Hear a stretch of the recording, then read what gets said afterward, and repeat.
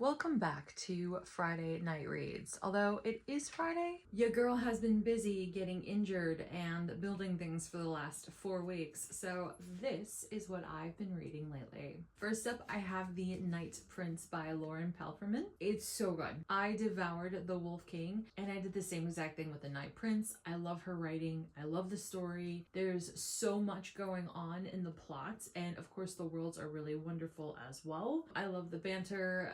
The dialogue between all of the multiple characters is really, really good.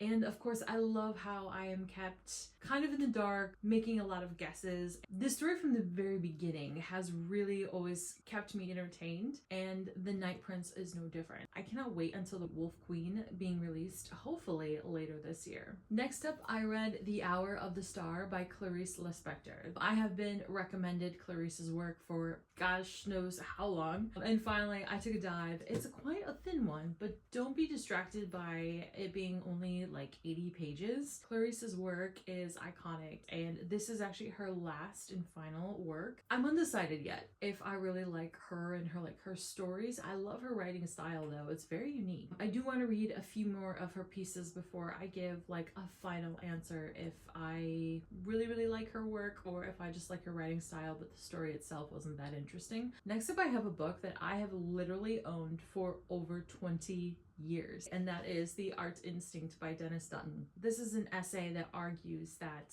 what we perceive as being beautiful and art and aesthetically pleasing is all rooted in evolutionary psychology. I love this. I really enjoy Dutton's arguments, and many which I do agree upon. However, there were a few points that I feel are a little bit dated. There's a lot more information out there now to support a lot of his arguments, as well as the sources that he used. And then it kind of makes you think. And I love that. Like, I love art history. I love art critique. I do recommend it. And finally, I read It Girl by Marisa Meltzer. This was one of those like guilty pleasure books for me. The Birkin bag is named after Jane Birkin, and I knew Jane from her music before I knew her as an actress. I had no idea she had a third child either. It was very interesting, like her early works in the theater, or live theater, I should say, and how she transitioned into film. Never seen any of her films either, so it was very interesting.